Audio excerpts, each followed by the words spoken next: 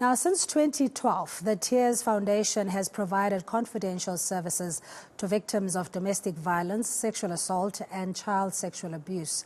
And in the past 10 years, the organization received more than 750,000 calls from victims and survivors of abuse, all using the USSD platform. And joining me to discuss the gender-based violence digital tool is founder and CEO of the Tears Foundation, Glennie. Mara, thank you so much for coming in on a Saturday afternoon, and congratulations are in order, for the strides that you have made. The theme this year that you're focusing on is getting men more involved, or engaging men, so that we can stop the scourge of gender-based violence. Good afternoon. Good afternoon. Thank you for having me. I think it's very important for us to acknowledge the role that men do play and the role they have played, and to encourage people to do so. So this year we are celebrating the men that have helped us get this far, because basically most of our services are for women, because men are really the perpetrators of rape. And being the perpetrators, obviously this is not a man-bashing kind of engagement that we're having, but the reality is that the majority of the perpetrators would be men. Some might argue that there are men who are in abusive relationships, but the bigger problem, or the scourge, is largely affecting women. And is this across all sectors of society in terms of income groups, areas, suburbia, or is it more informal areas? What does your research say? Religion, race, or place of residence has no effect. A rapist will rape wherever they are.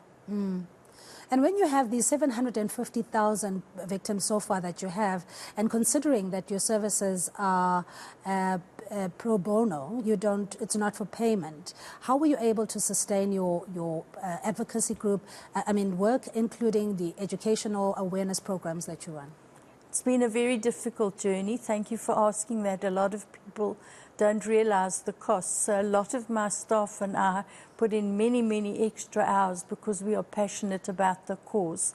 With regards to funding, for the first 7 years, amongst others, I bonded my house because I was so desperate. I'm a survivor, and I was desperate. There were not enough services available.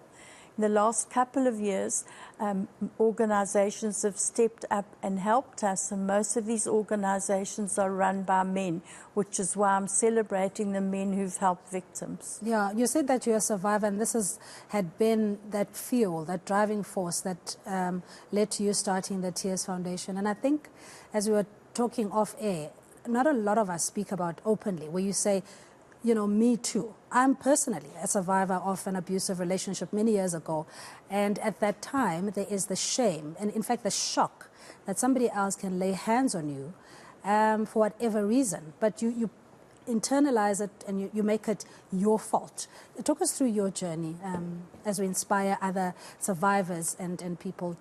Well, I went through every single cycle of a post-traumatic stress, because the person that abused me and left me for dead on the floor, and people were not believing that he would do that. And I think that's what I identified with the most, was the shame of admitting that it had happened to me, the lack of respect I got at the police station, and the loss of confidence that I had. Basically, I had to start rebuilding my life from scratch. And when I had recovered who I had been, or the new me, I realized that this was a journey that many women cover in South Africa, and I decided that instead of bemoaning the circumstances that happened to me, I would reach out to other women, and then I started Tears. Yeah. Do you think that sometimes you also justify the actions of perpetrators, be it psychoanalysis that says,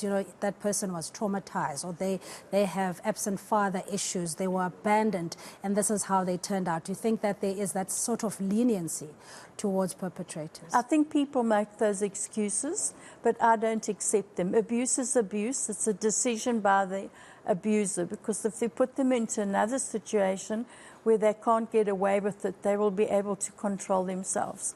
So abusers can control themselves. They just decide not to exert that self-control, rather do control over you. Yeah.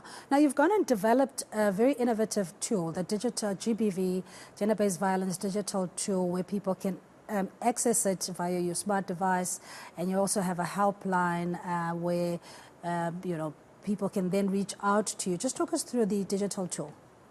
Well, first of all, when I started to develop my first program, I realized that most survivors end up in a situation where they don't have any access to any funding, and their mobile phone, generally speaking, has no data on it.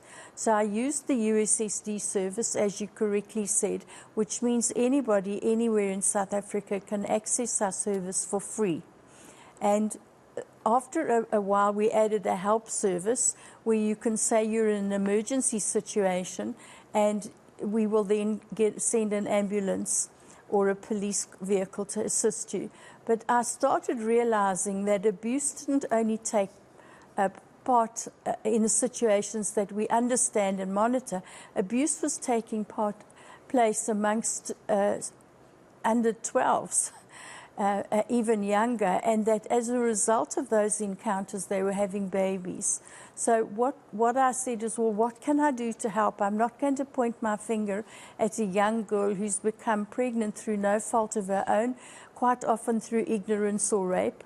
So we developed a service where you can get educational videos for free on your mobile phone. Yeah. Okay, and the number is hashtag *134 *7355 hash. That's *134 *7355 hash.